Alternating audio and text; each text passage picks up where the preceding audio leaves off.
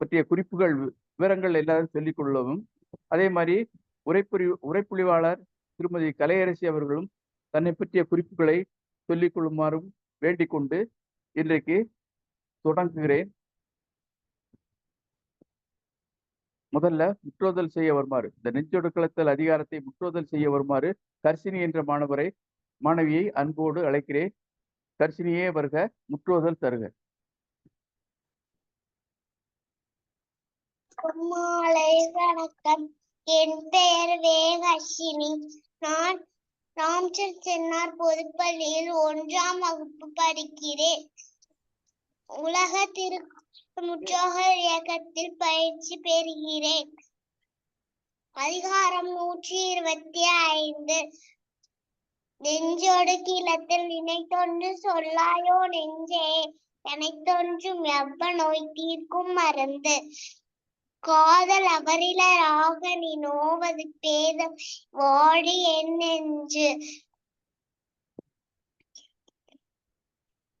இருந்துள்ளி என்பறிதல் நெஞ்சே, பரிந்துள்ளல் பைதல் செய்தார்கண்ணில்.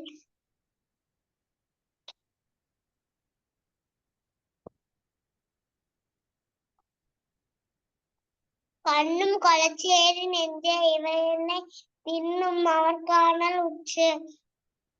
செச்சாரண கைவிடல் உண்டோ நெஞ்சேயாம் உற்றார் உறாதவர். கணந்துணர்த்தும் காதலர் கண்டார் புணர்ந்துணராய் பொய்க்காய்வு காய்தி என் நெஞ்சு. காமும் விடு ஒன்றோ நான் விடு நன்னெஞ்சே, யானோ பொறேன் இவ்விரண்டு. பறிந்தவர் நல்காரென்று ஏங்கி பிரிந்தவர் பின் செல்வார் காய்தி பேதை என் நெஞ்சு. உள்ளத்தார் காதல் அவராக உள்ளி நீ நோவது நீ ஆருரை சேரி என் நெஞ்சு. துண்ணான் துறந்தாரை நெஞ்சத்து உடையேமா, இன்னும் இழத்தும் கவின். நன்றி. மிக்க நன்றி மாணவியே கர்ஷினியே. அதாவது என்ன சொல்ல, ரொம்ப ஒரு முதிர்ந்த ஒரு சின்ன குழந்தை, ஆனா அவனுடைய வார்த்தைகள் ரொம்ப செழுமையா இருந்துச்சு, முழுமையா இருந்துச்சு. இன்னும் சொல்ல போனா அதனுடைய கர்ஷினியினுடைய நாக்கில் சரஸ்வதி குடிகொண்டிருப்பதாகவே தோன்றுகிறது. ரொம்ப உங்களை பெற்றவர்களும் உங்களுடைய ஆசிரியர்களும் ரொம்ப கொடுத்து வச்சவங்கன்னு சொல்ல வேண்டியது. உங்களுக்கு தமிழ்நாடு கலை இலக்கிய பெருமன்றம் நெஞ்சார்ந்த நன்றிகளையும் பாராட்டுகளையும் வாழ்த்துக்களையும் தெரிவித்துக் கொள்கிறது. அடுத்து நன்றிமா, மகிழ்ச்சி. நெஞ்சொடுக்கலத்தல் அதிகாரத்திற்கு உரைப்பொழிவு நிகழ்த்த வருமாறு திருமதி கலையரசி அவர்களை அன்போடு அழைக்கிறேன். சார், என் பெயர் கலையரசி. அருகில் பள்ளியில் வேலை பார்த்து கொண்டிருக்கிறேன். ஆசிரியர் பணி நிகழ்த்தி வருகிறேன் சார். ஐயா, தமிழ்நாடு கலை இலக்கிய பெருமன்றம் நடத்தும் திருக்குறள் 4ம் ஒரு அதிகாரம் இணையவழி தொடரில் என்னை இணைத்துக் கொண்டதற்கு ரொம்ப நன்றி ஐயா.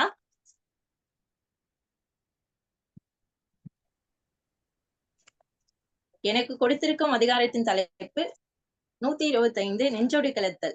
நெஞ்சொடு கிளத்தல் என்றால் தலைமகனை பிரிந்த தலைமகள் பிரிவு துயர் ஆற்றாமையால் தலைமகள் தன் நெஞ்சோடு கூறுதல்.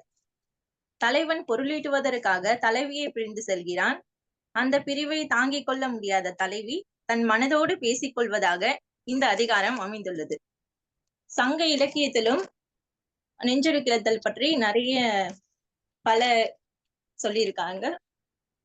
சங்க இலக்கியத்தில் அகமாந்தர் பிரிவு துயரத்தினால் தனிமையில் தன் நெஞ்சிற்கு கூறும் நிலை நெஞ்சொடு கிளத்தல் ஆகும். நெஞ்சொடு கிளத்தலில் நெஞ்சுக்கு கூறுபவரின் நனவு மன செயல்பாடுகளும் நனவிலி மன உணர்வுகளுமே ஒன்றுக்கொன்று எதிர்கொள்கின்றன. தலைவி அதிகமாக துன்புறும் போது தனக்குத்தானே நெஞ்சோடு புலம்பிக் கொள்வதும் உண்டு. தலைவி காப்பு மிகுதியால் வருந்துகின்ற போதும், தலைவனை பிரிந்து தனித்திருக்கும் போதும், தலைவனிடம் ஊடல் கொள்ளும் போதும் நெஞ்சோடு பேசுகின்றாள். சங்க இலக்கியங்களில் பெரும்பாலும் அகப்பாடல்களில் தலைவன் தலைவி போன்றோர் மனதிற்குள் பேசும் நிலையே உள்ளது. இருப்பினும் மனதிற்குள் பேசும் ஒருமுக செய்தி பரிமாற்றத்தை புறப்பாடல்கள் சிலவற்றிலும் காண முடிகிறது. புறநானூற்றில் நெஞ்சொடு கிளத்தும் பாடல்கள் உள்ளன. அவற்றில் புலவர்கள் தங்களின் மன உணர்வுகளை நெஞ்சை விழித்து பேசுவதன் வாயிலாக புலப்படுத்துகின்றனர். அகவாழ்வில் இன்ப துன்ப உணர்வு நிலைகளில் அன்றும் இன்றும் மாற்றமில்லை.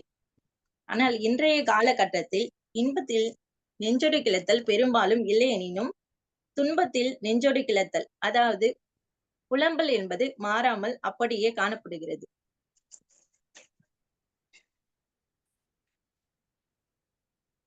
இப்போது திருவள்ளுவர் கூடும் நெஞ்சொடு கிளத்தல் அதிகாரத்தை பார்ப்போம். முதல் குறள் சார்.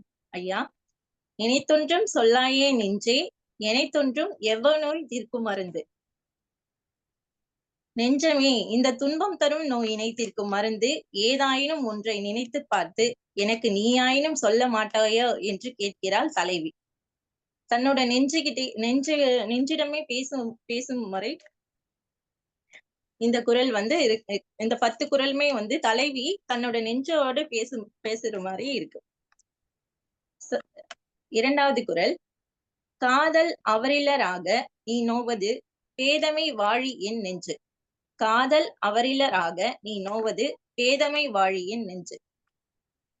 நெஞ்சமே, அவர்தான் நம்மிடம் காதல் இல்லாதவராக இருக்க நீ மட்டுமே அவரை எப்போதும் நினைத்து நினைத்து வருந்துவது பேதமை ஆகும் என்று கூறுகிறார் தலைவி. இருந்துள்ளி என்பறிதல் நெஞ்சே, பரிந்துள்ளம் பைதல் நோய் செய்தார்கண் இல். இருந்துள்ளி என்பறிதல் நெஞ்சே, பரிந்துள்ளம் பைதல் நோய் செய்தார்கண் இல். நெஞ்சமே, என்னுடன் இருந்தும் அவரையே நினைத்து வருந்துவது ஏன்? இத்துன்ப நோயை செய்தவரிடம் நம்மேல் அன்புற்று நினைக்கும் தன்மை இல்லையே என்று கூறுகிறார். தலைவினே நம்மை நினைத்து வருந்துவதில்லை, நாம் ஏன் வருந்த வேண்டும் என்று கூறுவது போல் இருக்கிறது. கண்ணும் கொலச்சேரி நெஞ்சே, இவை என்னை தின்னும் அவர் காணலுற்று. நெஞ்சமே, நீ அவரிடம் போகும்போது இக்கண்களையும் அழைத்து போவாயாக. அவரை காண வேண்டும் என்று இவை என்னை பிடுங்கி தின்கின்றன. அவரை ஒருபோதேனும் பார்க்க வேண்டும் என்று இவள் கண் இயங்குகிறது என்பதற்கு கூறுகிறாள். சற்றார் என கைவிடல் உண்டோ நெஞ்சே, யாம் முற்றால் உறாதவர். நெஞ்சமே, நாம் விரும்பி நாடினாலும் நம்மை நாடாத அவர் நம்மை வெறுத்து விட்டார் என்று நினைத்து அவரை கைவிட நம்மால் முடியுமோ என்கிறார். கலந்துணர்த்தும் காதலர் கண்டால் புலந்துணர பொய்க்காய்வு காய்து என் நெஞ்சு. கலந்துணர்த்தும் காதலர் கண்டால் புலந்துணராய் பொய்க்காய்வு காய்து என் நெஞ்சு. மனமே, நம்மை சேர்ந்து ஊடலை கற்றிய காதலரை ஒருபோதும் வெறுக்காதே. நீ அவரை இப்போது கொடியவர் என்று பொய்யாக வெறுக்கின்றாய்.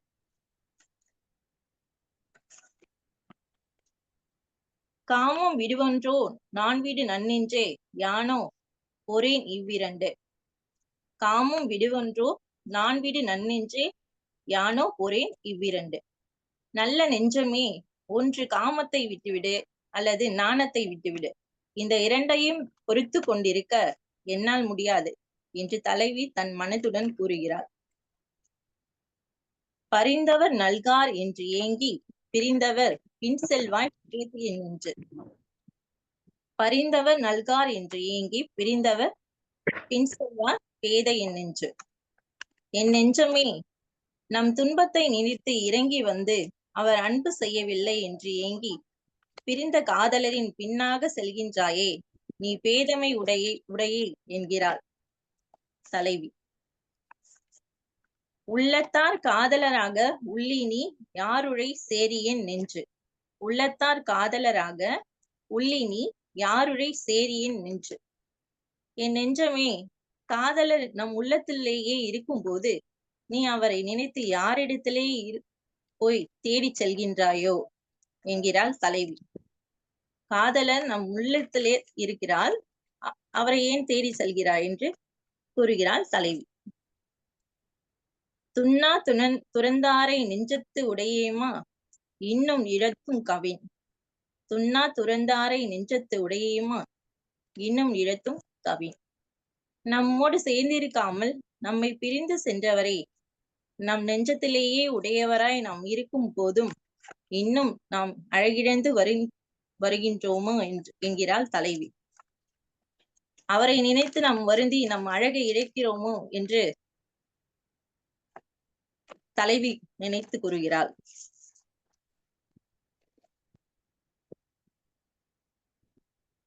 நன்றி ஐயா.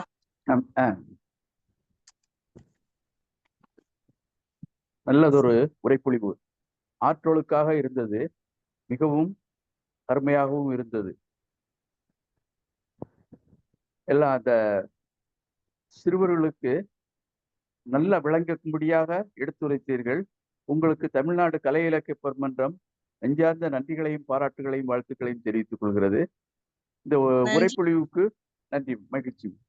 இந்த உரைப்பொழிவுக்கு பின்னோட்டம் அளிக்க மேனாள் பொதுச் செயலாளர் முதல்வர் வருக, பின்னோட்டம் அளிக்க.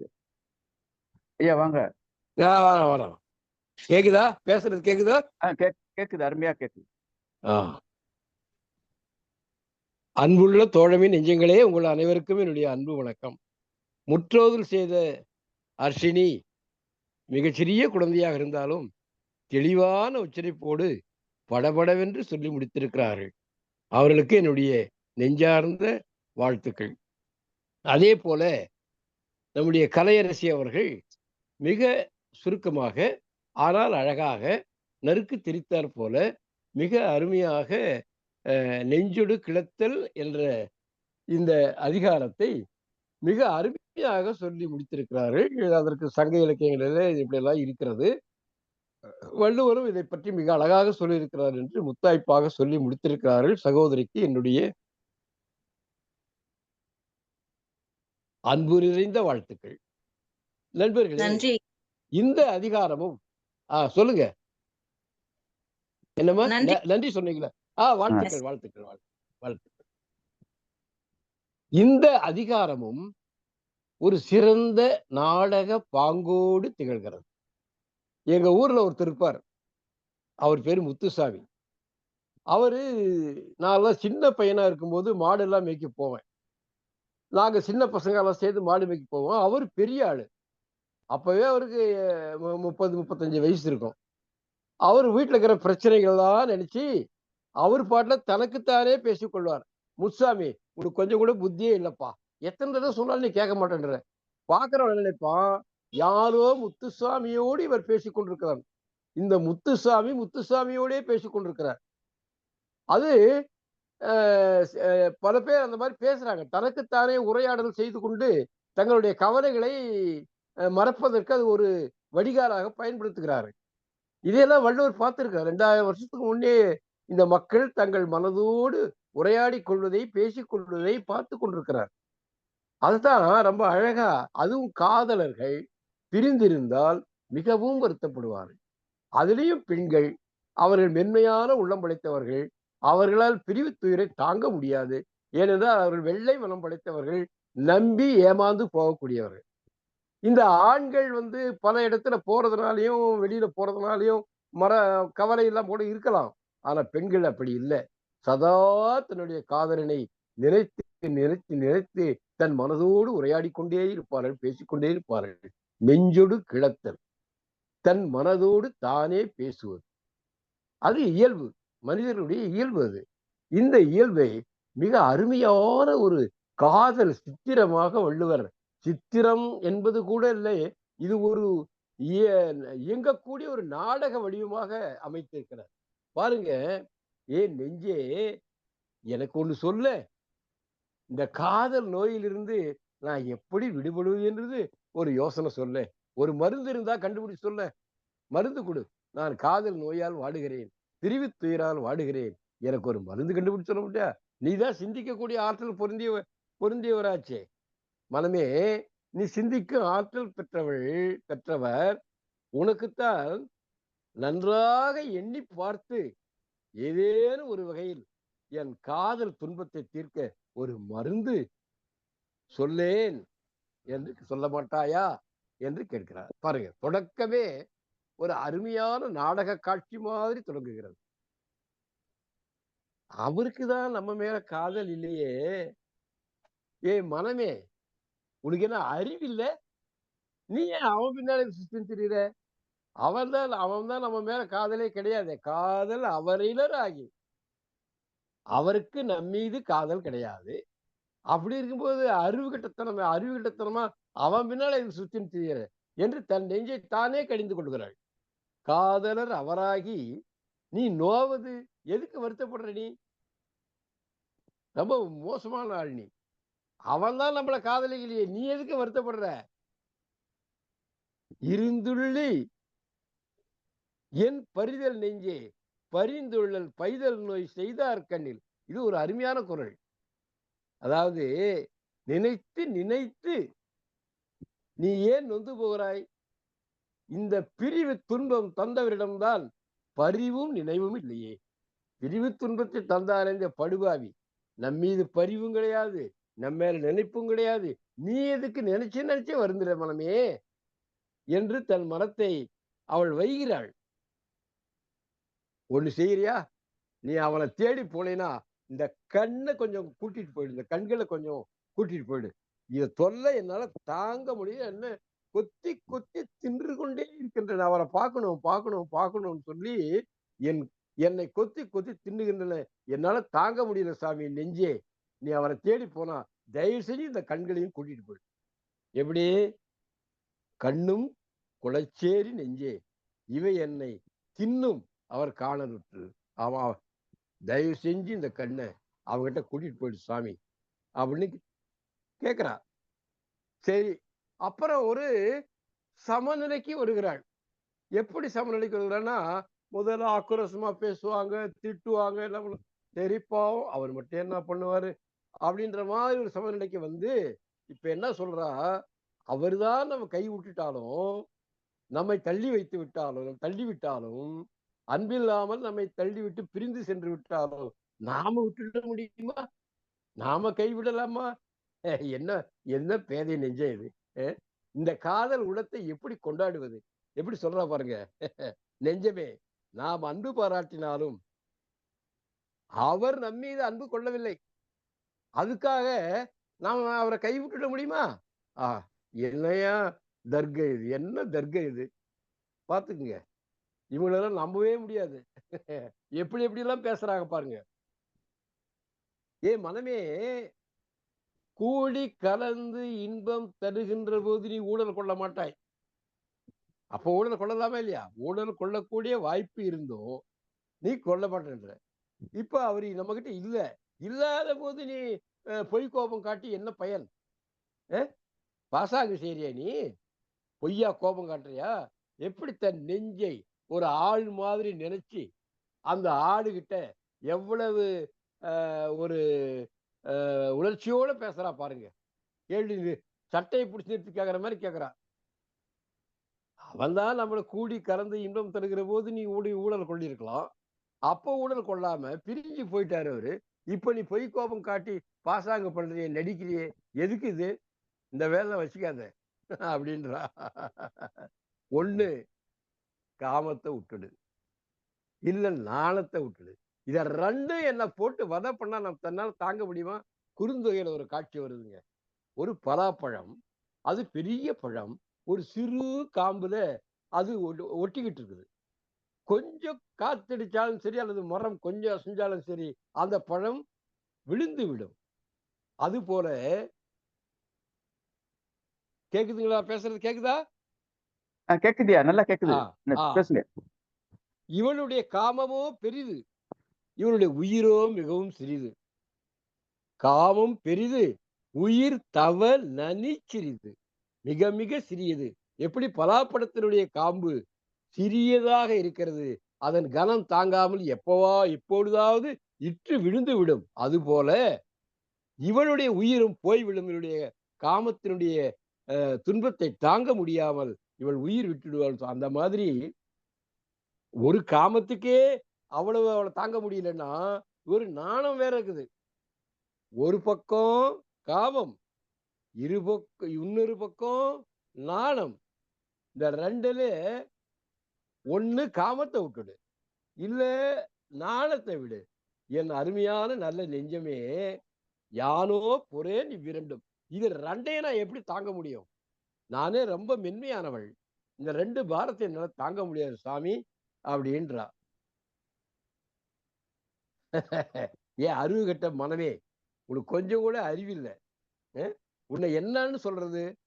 என் காதலர் இரக்கம் காட்டார் என்று, அவர் இரக்கம் காட்ட மாட்டார் என்று அவர் பின்னால தெரியுது இல்ல. அவர் நம்ம மேல இரக்கம் கொள்ளலன்னு தெரியுது இல்ல. அப்புறம் எதுக்கு அவர் பின்னால சுத்தின்னு தெரியல? பரிந்தவர் நல்கார் என்று ஏங்கி பிரிந்தவர் பின் செல்ல பேதை என் நெஞ்சே. நம்ம விட்டு பிரிஞ்சு போனவர் பின்னால ஏன் இது ஓடிட்டு கிடக்குறேன்? கொஞ்சம் கூட அறிவே கிடையாது உனக்கு அப்படின்றார். உள்ளத்தார் காதலர் அவராக உள்ளி நீ யாருளை சேரி நெஞ்சு. ஏன் மனமே, உன்னுடைய உள்ளத்திலேயே காதலர் இருக்கிறாரு. அப்படி இருக்கும்போது அவரை விட்டுட்டு யாரை தேடி நீ என்ன செய்ய போற என்று நெஞ்சை ஒரு ஆளாக நினைச்சு அருமையா பேசுறா பாருங்க. கடைசி குரல் தாங்க ரொம்ப அருமை. அருகில் நெருங்காமல் அகன்று போய்விட்டார். யாரு? காதலர். காதலர் அருகில் துண்ணா துறந்தாரை. அருகில் இருக்காமல், அருகில் நெருங்காமல் பிரிந்து சென்றவரை நெஞ்சத்து உடையேமா நம்ம உள்ளத்துல வச்சுக்கிறோமே. அவர் நம்ம பிரிஞ்சு போயிட்டாலும் அவரை நம் நெஞ்சத்தில் வைத்துக் கொண்டிருக்கிறோம். இப்படி சதா அவரையே நினைத்துக் கொண்டிருக்கிறதால் நம்முடைய அழகு குறைந்து கொண்டே போகிறது. என்னதான் செய்கிறது என்று வருத்தப்படுகிறாள் தலைவி. இந்த 10 குறளும் மிக அருமையான ஒரு இனிமையான ஒரு நாடக பாங்கோடு, ஒரு உரையாடல் தன்மையோடு, மிக சுவையான ஒரு காதல் காவியமாக வடிக்கப்பட்டிருக்கிறது. இதை மிக அழகாக கலையரசி அவர்கள் அவருடைய இனிமையான குரலால் எடுத்து உரைத்திருக்கிறார்கள். முற்றோதல் செய்த மாணவியும் மிக அருமையாக சொல்லியிருக்கிறார்கள். நம்முடைய நெறியாளர் அவர்களும் மிக அருமையாக முன்வைத்திருக்கிறார்கள். என்னுடைய அன்பான நெறியாளர் அவர்களே, கலை இலக்கிய பெருமன்ற இலக்கிய குழுவினரே, இதனுடைய மாநில செயலாளர், நம் கலை இலக்கிய பெருமன்றத்தின் மாநில செயலாளர் அருமை அன்பு மருத்துவர் அறம் அவர்களே, உங்கள் அனைவருக்கும் என்னுடைய அன்பும் வணக்கமும் நன்றியும். உலக தமிழர்கள் இதை கண்டு கழித்துக் கொண்டிருக்கிறார்கள், அவர்களுக்கும் என்னுடைய அன்பான நன்றியும் வணக்கமும். மிக்க நன்றி மேனாள் பொதுச் செயலாளர் அவர்களே. அருமையானது ஒரு பின்னூட்டம். எப்போதும் நீங்க பின்னூட்டம் அளிப்பதில் முதல்வர், அவ்வளவுதான், வேற ஒன்றும் சொல்ல தோன்றவில்லை. அடுத்து பின்னூட்டம் அளிக்க அறச்செல்வி டீச்சர் அவர்களை அன்புடன் அழைக்கிறேன். பின்னூட்டம் அளிக்க வாங்கம்மா. அனைவருக்கும் வணக்கம். யாரு என்ன இல்லையா, மேனாள் பொதுச் செயலாளர் பேசும்போது இணையம் இன்னைக்கு தகராறு செய்யல. அது சரி. இணையத்துக்கு நன்றி. நேத்து இந்த தகராறு செய்யல, நேத்து இன்னைக்கும் சரியாயிட்டு. நாம மேல கொஞ்சம் கருணை வைத்திருக்கிறது இணையம். சரி. அனைவருக்கும் வணக்கம். இணையம் மேனாள் பொதுச் செயலாளரை விட்டுருச்சு இன்னைக்கு. ஆனா என்ன வச்சு செஞ்சிடுச்சு. கொஞ்ச நேரத்துல இந்த நெஞ்சோடு கிளைத்தல்ல வர்ற தலைவி பாடுபட்டதை விட நான் பாடாத பாடுபட்டுட்டேன். ஒரு நாளும் எனக்கு இந்த மாதிரி இணையம் போனதே கிடையாது. ரொம்ப கஷ்டப்பட்டுட்டேன். இருந்தாலும் என்னாலும் வாழ்விலே கண்ணான காதலே என்னென்ன மாற்றம் எல்லாம் காட்டுகின்றாய் ஆசை நெஞ்சிலே. என்னாலும் வாழ்விலே கண்ணான காதலே. இந்த காதல் வந்துட்டாலே ஆண்களை விட பெண்கள் தான் அதிகம் படாத பாடுபடுறாங்க. அதுவும் ஒவ்வொரு ஸ்டெப் பை ஸ்டெப்பான்னு சொல்லுவாங்கல்ல, ஒவ்வொரு நிலையா படாத பாடுபடுறாங்க. அதுல ஒரு நிலை தான் நெஞ்சோடு கிளைத்தல். இதுல பார்த்தோம்னா அந்த தலைவன் காதல் துன்பத்தை தர்றாரு, பிரிவு துன்பத்தை தர்றாரு, பாசமே இல்லாம போயிடுறாருன்னு வருத்தப்படுறாங்க. இந்த கண்ணை அழைச்சிட்டு போய் அவரை காட்டுன்னு கெஞ்சுறா. அவருதான் நம்மளை ஒதுக்கிட்டாங்கிறதுக்காக நாம ஒதுக்க முடியுமான்னு தன்னை தானே சரி செய்து அந்த தலைவனை விட்டு அந்த நினைவை விட்டு நீங்காத ஒரு நிலையில தலைவி உறுதியா இருக்கா. அதே மாதிரி அவரு இரக்கம் காட்டலன்னாலும் நீ பின்னாடியே போறது நல்லா இருக்கா. இந்த புலம்பல் என்பது வீட்டுல எல்லாருமே ஒவ்வொரு கட்டத்துல புலம்புவோம், ஒவ்வொரு பிரச்சனைக்காக புலம்புவோம், சம்பந்தம் இல்லாம. அதே மாதிரிதான் இந்த தலைவி அவரை ஒதுக்கி வை, இல்ல அவரை சேர்த்துக்கலாம், அவர் தான் பாசம் இல்லைன்னா என்ன, நம்ம பாசத்தோட இருப்போம். இப்படியெல்லாம் பலவாறு பிதற்றுதல்னு சொல்றதா, உளர்றாங்கன்னு சொல்றதா, புலம்புறாங்கன்னு சொல்றதா, ஆசையினால சொல்றாங்கன்றதா, காதல் மிகுந்ததினால் சொல்றாங்கன்னு சொல்றதா, எப்படி சொல்றேனே தெரியல. ஒரு பெண் இந்த காமத்துப்பாலை எழுதியிருந்தால் கூட இந்த அளவுக்கு எழுதியிருப்பாங்களான்றது சந்தேகம். ஆனால் வள்ளுவர் ஒரு பெண்ணாக தன்னை பாவித்து கொண்டாரோ என்னவோ, அணு அணுவாக உள்ளார்ந்து அதெல்லாம் அவ்வளவு அழகா சொல்லியிருக்காங்க. மேனாள் பொதுச் செயலாளர் அவர்கள் சொன்ன மாதிரி அந்த 10வது குறள் தான். நெருங்கலை, பிரிஞ்சு போயிட்டாரு, ஆனாலும் அவரை நெஞ்சத்திலே சுமக்கிறோம். நெஞ்சத்தில் சுமந்தாலே கண்கள் ஒளி இழக்கும், காதுகள் நல்ல வார்த்தைகளை கேட்க ஆர்வம் காட்டாது, இனிய சொற்களை பேச வாய் வராது, முகம் மலர்ச்சியை இழந்து விடும், உடல் இளைத்து விடும். இது எல்லாமே இந்த தலைவன் பிரிவால் தலைவிக்கு இயல்பாகவே அது வந்துருது. இத 10 குறள்ல மிக அழகாக சொல்லியிருக்காங்க. படிக்க படிக்க ரொம்ப ஆச்சரியமா இருக்கு. ஒரு பெண்ணோட துயரம் இந்த அளவுக்கு காதல் படுத்தும் பாடு, இது ஒரு நிலை, அவர் பிரிஞ்சு போறப்ப ஏற்படுற நிலை. இன்னும் நிறைய நிலைகள் இருக்கு, அதுல ரொம்ப அருமையா இருக்கு. எங்களுக்கே பெண்ணாக இருந்து நாங்க படிக்கும்போது எங்களுக்கே ஆச்சரியமா இருந்துச்சு, அழகாகவும் இருந்தது. உண்மையிலே அந்த 10 குறளும் அருமை. முற்றோதல் செய்த அந்த குழந்தை மழலை, குழந்தையும் தெய்வமும் ஒன்று என்பார்கள், அழகா அந்த குழந்தை சொன்னுச்சு. நான் அந்த கடைசி ஒரு 4 குறள் சொல்லும் போதுதான் கேட்டேன். அந்த மழலைக்கு வாழ்த்துதல், பாராட்டுக்கள். அடுத்து இன்று உரைப்பொழிவாளர் அம்மையார் அழகா சொன்னாங்க. ஒவ்வொரு குறளும் சுருங்க சொல்லி விளங்க வைத்தார்கள். எளிமையாக தெளிந்த நீரோடை போல் அழகா சொன்னாங்க. அம்மையாருக்கும் வாழ்த்துக்கள், பாராட்டுக்கள்.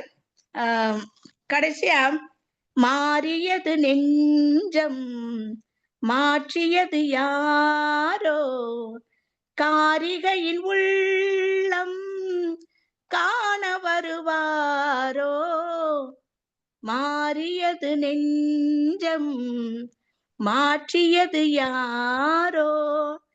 மாத்திட்டு அவர் போனவர் போயிட்டாரு, வந்து சேருவாரா, தலைவிக்கு சந்தோஷத்தை கொடுப்பாரா, மீண்டும் அவங்க ஒன்றுபடுவார்களா என்று இனிவரும் ஆளுமைகள் அதற்கு பதில் தருமாறு அன்புடன் கேட்டுக்கொண்டு வாய்ப்புக்கு நன்றி கூறி விடைபெறுகிறேன். நன்றி, வணக்கம். மிக்க நன்றி அம்மா, அருமையானது ஒரு பின்னூட்டம். கடைசியில ஒண்ணு சேருவாங்க, கடைசி குறள் எல்லாம் பார்த்தா அவ்வளவு அருமையா இருக்கும். சரி, நீங்க உங்களுடைய பேர் அறச்செல்வி, பிறகு நல்லாசிரியர் உங்களை உரைச்செல்வினாரு, நான் உங்களை இசைச்செல்வின்னு சொல்லுதேன். ரொம்ப முத்தாய்ப்பாக இருந்தது பாடல்கள். கவிஞர்கள் மகிழ்ச்சி ஐயா, மகிழ்ச்சி. மகிழ்ச்சி. அவங்க முழு செல்வி. சரி. என்ன, கவிஞர்கள் உலக அனுபவம் எல்லாம் உடையவர்கள்.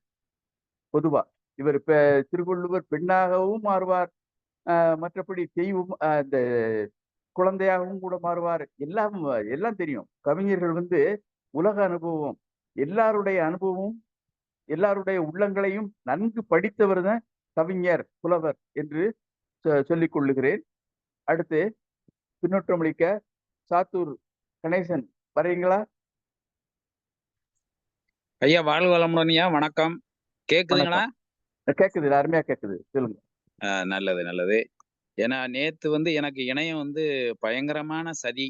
அந்த சதியிலிருந்து என்னால மீண்டு வரவே முடியல. இன்னைக்கு கொஞ்சம் இணையம் இருக்குன்னு நினைக்கின்றேன். இடையில போனாலும் கொஞ்சம் பொறுத்தல்க. உங்க மேல கண்ணு வாழ்க வளமுடன். பட்டுருச்சு. அ இன்று நெஞ்செடு கிளத்தல் இந்த அதிகாரத்த முற்றோதல் செய்த என்னுடைய பேத்தி ஹர்ஷினி ரொம்ப அருமையா சொன்னாங்க. உண்மையிலேயே 1ஆம் வகுப்பு படித்துக்கொண்டு இந்த குறளினுடைய அந்த ஒவ்வொரு வார்த்தையுமே அழகாக உச்சரித்து, அந்த இடைவெளி விட்டு இப்படித்தான் வாசிக்க வேண்டும் என்று அழகாக அந்த முற்றோதலை செய்து முடித்தார்கள். அவர்களுக்கு நம்மளுடைய பாராட்டுகளையும், வாழ்த்துக்களையும் தெரிவிக்கிறோம். அதே மாரி அவங்களுடைய பெற்றோர்களுக்கும் நம்மளுடைய அன்பான பாராட்டுகள தெரிவிக்கணும். அதே மாரி ஆசிரியர்களும் அவர்களை நிறைய பயிற்சி குடுத்திருக்காங்க. அவங்களுக்கும் நம்மளுடைய பாராட்டுகளை தெரிவித்துக் கொள்வோம். வாழ்க வளமுடன். அதேபோல் உரைப்பொழிவு நிகழ்த்திய கலையரசி அவங்க வந்து சிறப்பா சொன்னாங்க. அ அவங்களுடைய உரையும் வந்து அந்த அர்த்தங்களும் உரைப்பொழிவும் மிக சிறப்பா இருந்து, சுருங்க சொன்னா கூட இது இந்த நெஞ்சடை களத்துல வந்து இந்த அளவுக்கு மேல சொன்னாலும் நம்மளுக்கு வந்து ஒரு இதா தான் இருக்கும். இருந்தாலும் நல்ல முறையில சிறப்பா சொன்னாங்க. அவங்களுக்கு வாழ்த்துக்களும், பாராட்டுகளும். இந்த இடத்துல பார்த்தீங்கன்னா, "நெஞ்சொடு கிளத்தல்" அப்படின்னு வந்துருச்சு. இந்த ஃபர்ஸ்ட்டு முதல் குறள்ல பார்த்தீங்கன்னா, "நினைத்தொன்று சொல்லாயோ நெஞ்சே எனைத்தொன்றும் எவ்வ நோய் தீர்க்கும் மருந்து." ஆ ரைட் தான். அதாவது எதனாலும் தீரக்கூடாத நோயா இருக்கு இந்த இந்த நோய், காதல் நோயி. இந்த நோய்க்கு ஒரு மருந்த குடுக்க மாட்டீங்களா? அப்படின்னு சொல்லி ஏங்கி தவிக்கிற மாரி இருக்கு. அதே மாரி இந்த 10 குறள்லயுமே அப்படிதான் இருந்தாலும், இந்த இடத்துல என்னன்னா, நம்ம வந்து தலைவன் தலைவிய எடுத்துக்கிறதா? இல்ல காதலன் காதலிய எடுத்துக்கிறதா? இல்ல கணவன் மனைவிய எடுத்துக்கிறதாங்கிறது ஒரு சந்தேகம் வருது. எப்படி வருது அப்படின்னு சொன்னா, அடுத்த குறள 2வது குறள பாருங்க. "காதல் அவரிலர் ஆக, நீ நோவது பேதைமை வாழியன் நெஞ்சு" அப்படின்னு சொல்றாப்ல. அது என்னன்னா, நெஞ்சமே அவர்தான் நம்மிடம் காதல் இல்லாதவரா இருக்காரு.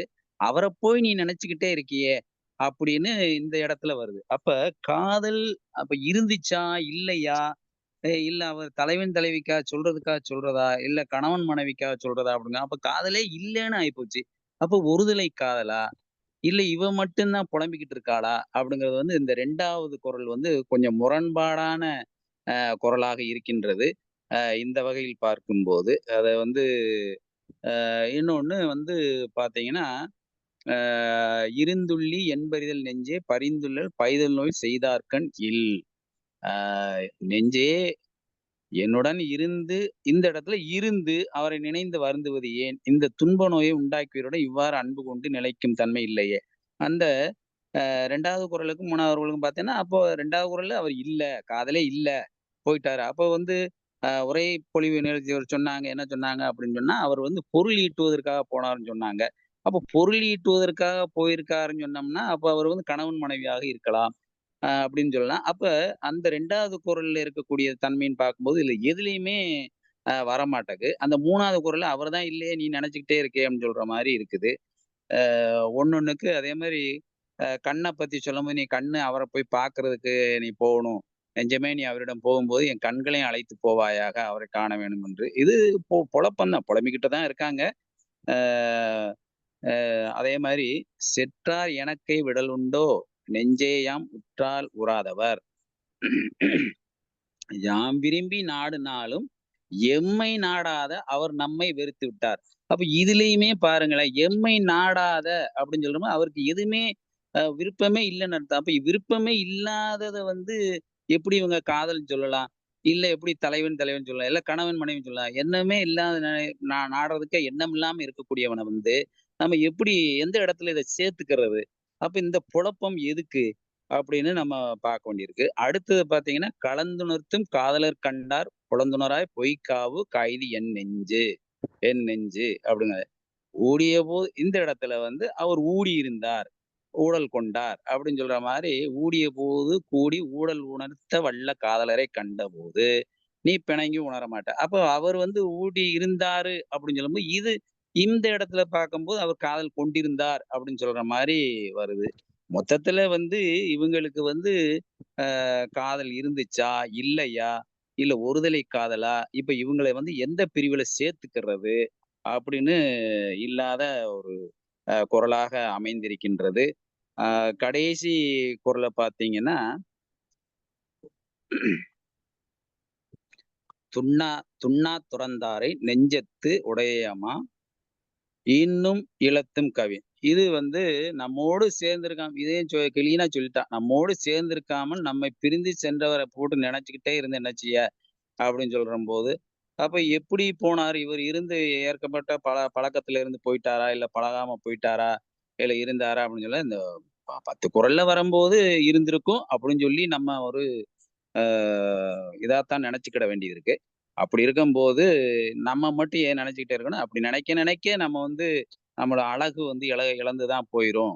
அப்படின்னு சொல்லி புலம்புற மாரி இருக்கு. இது வந்து என்னைய பொறுத்தமட்டுல ஒரு 2 குறள்கள் வந்து ஒரு முரண்பாடான கருத்து இருக்கிறதா தோணுகின்றது. மற்றபடி அருமையான குறள், திருக்குறள். வாழ்க வளமுடன். வணக்கம், வாழ்த்துக்கள். மிக்க ஐயா, நன்றி. நான் ஒண்ணு சொல்லட்டுமா? சொல்லுங்க நெறியாளரே, சொல்லுங்க ஐயா. சொல்லுங்க சொல்லுங்க.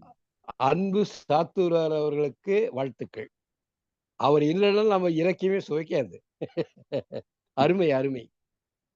அவர் சொன்னாரு, காதலரா கணவரா? என்னங்க பிரச்சனை இது? அப்படின்றார். அது நியாயமான கேள்விதான். சாத்துருவாருக்கு எடுக்கின்ற ஐயம், கேள்வி உண்மையே நியாயமே.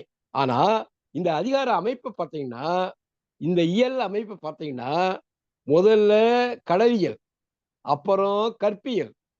களவுக்கு பிறகு என்ன ஆகும்? கல்யாணம் ஆகும், திருமணம் ஆகும். திருமணமானா கற்பு. திருமணம் ஆகிறதுக்கு முன்னாடி கண்டால் கண்ட உடனே காதல், கொஞ்சறான், விளையாடுறான், எல்லாம் செய்றான். அப்புறம் பெற்றோர் பார்த்து பண்ணியும் வைப்பாங்க. பண்ணலைன்னா கூட போயிடுவான். அது களவு.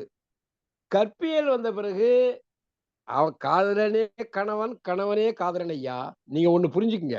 காதலரே கணவர், கணவரே காதலர், காதலியே மனைவி, மனைவியே காதலி. இவன் அப்போ வந்து இந்த களவுல அவன் எப்படியெல்லாம் நம்மளை காதலிச்சான். இப்ப நம்மள பொருள் தேடுறதுக்காக பிரிஞ்சு பொருள் தேடுகிற பெயரால் பிரிந்து போய் விட்டானே என்று அவள் பொய்க்கோபம் கொண்டு சொல்லுவது. காதலெல்லாம் இல்லாம இல்ல. அவ காதலிக்கிறதுனாலதான் அவனை பேசுறா. நெஞ்சோடு அவனை பத்தி திட்டுறதும், பேசுறதும், கோவிச்சுக்கிறதும், உடல் கொள்றதும் எல்லாமே பேரின்பின் காரணம்தான். அவனோடு கொண்ட இன்பத்தின் காரணமாக, பெருங்காதலின் விளைவாக அவனை அயலவன் போல சித்தரித்து திட்டுகிறாள். அது உண்டுங்க. நீங்க ரொம்ப அன்பா இருப்பான் கணவன் மனைவி. உங்ககிட்ட வந்து நான் என்ன சுகத்தை கண்டேன்பா.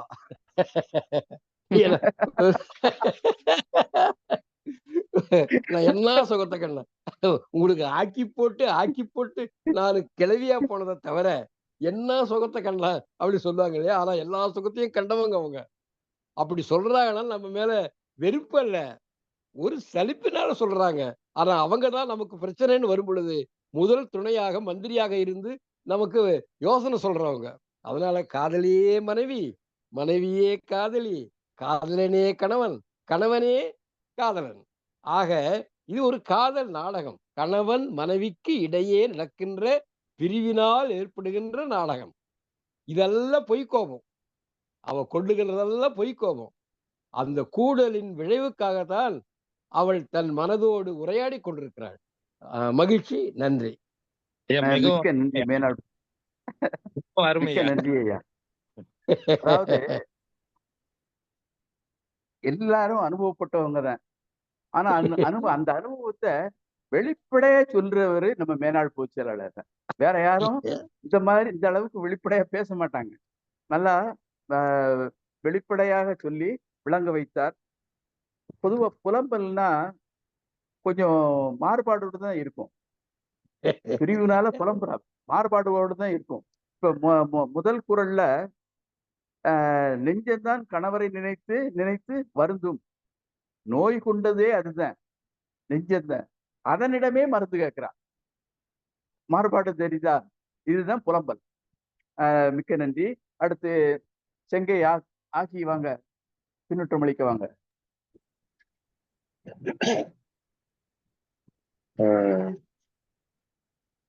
தமிழ்நாடு கலை இலக்கிய பெருமன்றத்துக்கு என்னுடைய நெஞ்சார்ந்த முதற்கண் வணக்கத்தை தெரிவித்துக் கொள்கிறேன். அண்ணா கேக்குதுங்களா? கேக்குதுங்க சார், சொல்லுங்க. நம்முடைய பொதுச் செயலாளர் இலக்கிய கருவூலம் ஐயா தோழர் டாக்டர் ஆரம் அவர்களுக்கும் மற்றும்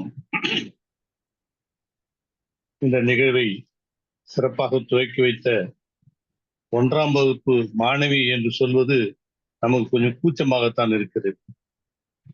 1ஆம் வகுப்பு மாணவி இந்த அளவுக்கு ஏதோ ஒரு பட்டப்படிப்பு படித்த மாதிரி அந்த வள்ளுவத்திலே ஊறிய மாதிரி அது ரொம்ப அழகா அவ்வளவு தெளிவாக அந்த திருக்குறளை அருமையாக சொன்னார்கள். இன்னும் மனதார சொல்ல போனா வள்ளுவனே வந்து நின்று சொன்ன மாதிரி இருக்கிறது. அந்த ஒரு வார்த்தை அந்த கடைசியில ஒரு குறள் சொன்னாங்க, துண்ணா துறந்தா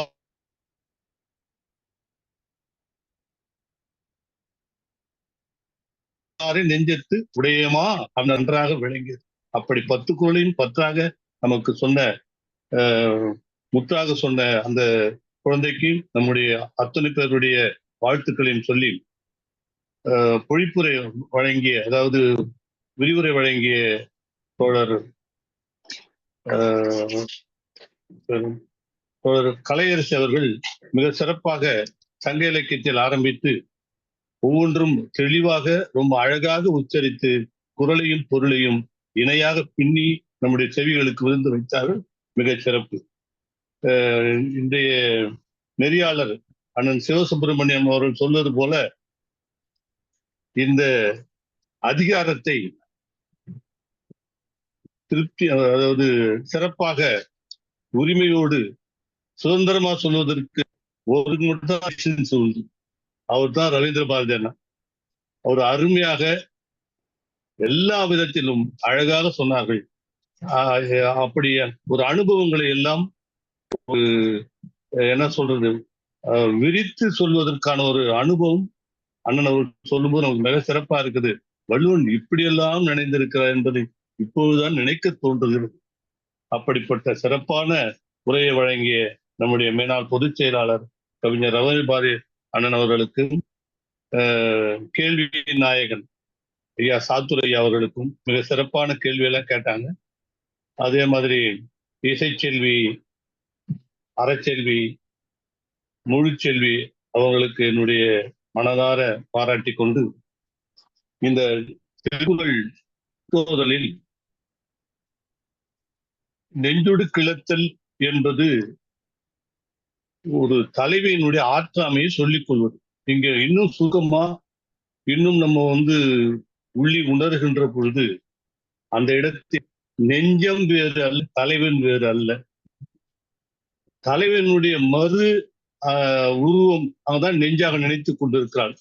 அவள் நெஞ்சம், அதாவது அந்த இடத்தில் அவருடைய காதலன் அல்லது கணவன் இருக்கின்ற காரணத்தால் அவ்வளவு மரியாதை அந்த மனசுக்கு, அவ்வளவு உண்மை அந்த மனசுக்கு. ஏன்னா அவனுக்கு என்னென்ன இவளை பற்றி தெரியுமோ அதெல்லாம் அந்த மனசுக்கு தெரியும். அதனால் அவனிடம் சொல்வது போலேயே நேரடியாக அவனை சொல்வதற்கு பதிலாக மனசை விழித்து பேசிக் கொண்டிருக்கிறார். இது 2 பேருமே திரும்ப திரும்ப பார்க்கும்போது காதலன் காதலி, கணவன் மனைவி பேசிக் கொண்டு போலதான் இருக்கும். அந்த இடத்துல அவனை நிக்க வச்சு பாருங்க, மனசை எடுத்துட்டு அந்த இடத்துல நிக்க வச்சு பாருங்க, என்னப்பா அவனுக்கு எதை இருக்குதா, என்னை விட்டுட்டு போயிட்டே, நல்லா இருக்குதா இது அப்படின்ற மாதிரி கேட்கற மாதிரி தோணும். அப்படி அந்த நெஞ்சத்துக்கு அவ்வளவு ஒரு பொறுப்பு, அவ்வளவு ஒரு மதிப்பு அந்த இடத்தில் இருக்கிறது. தலைவன் தலைவி என்று சொல்கின்ற போது இங்கே பிரிவு என்பது, உறவு என்பது பின்னி பிணைந்த ஒன்றுதான் இல்லறம். அது களவோ காதலோ கற்போ, ஆனா அங்க 2மே பின்னிதான் இருக்கும். பிரிவு இல்லை என்றால் இந்த புலம்பல் இருக்காது. ஆக இந்த பிரிவை மிக அழகாக வள்ளுவர் முதலிலேயே நினைத்தென்று மனமே என்னுடைய தீராத நோயை தீர்ப்பதற்கு ஏதாவது ஒரு மருந்து கொடுக்குறியா, அந்த எவ்வ நோய் என்பதுதான் சிறப்பான வார்த்தை. எதனாலும் தீர முடியாத நோய். இந்த நோய் எப்படி வந்ததுன்னு எனக்கு தெரியவில்லை. ஆனா இந்த நோயை தீர்ப்பதற்கு உலகத்தில் வேற யாராலும் முடியாது. மனமே, உன்னாலதான் முடியும். நீ ஏதாவது மருந்து வச்சிருக்கியா? அப்படி ஒரு நம்பிக்கையோடு எங்கும் கிடைக்காத மருந்தை அந்த யார் நோயை கொடுத்தார்களோ அவர்களிடம் தேடுவதுதான் இந்த செய்தி. அந்த வருத்தத்தை கொடுப்பதே அந்த மனசுதான். அவர் பிரிந்து விட்டார் என்று வருத்தப்படுவது மனசு. ஆக மனசுதான் நோய்க்கிறது. யார் நோயை கொடுத்தார்களோ அவர்களிடமே மருந்து கேட்பதுதான் வள்ளுவனுடைய வலிமை. அப்படி சிறந்த இந்த முதல் குறளில் எவ்வளவு நோய் தீர்க்க மருந்து, மனசே ஏதாவது மருந்து கொடுக்குறியா இந்த நோய் தீர்ப்பதற்கு என்று மனதிடம் கெஞ்சுகிறாள் தான். அடுத்து மிக சிறப்பு என்பது கண்ணும் கொலச்செறி நெஞ்சே இவை என்னை தின்னும் அவருக்கான ஒன்று. மனமே, நீ அவரிடம் செல்வாயானால் நீ நீ போயிடு. ஆனா நீ தனியா போவாத. என்னை சிரமப்படுத்த கண் இருக்குல்ல, அதையும் கூட்டிட்டு போயிடு. நான் இவ்வளவு சிரமப்படுறதுக்கு காரணம் என்னன்னு சொன்னா, என் கண்ணில் இருக்கிறான் காதலன். அவனை நினைந்து நினைந்து இந்த கண்ணீர் வடிக்கிறது, உருகுகிறது, அழுகிறது, சிரமப்படுத்துகிறது என்னை. என்னால் நிற்க முடியவில்லை, தூங்க முடியவில்லை, உண்ண முடியவில்லை, உறங்க முடியவில்லை. இவ்வளவுக்கு காரணம் இந்த கண்ணு தான்.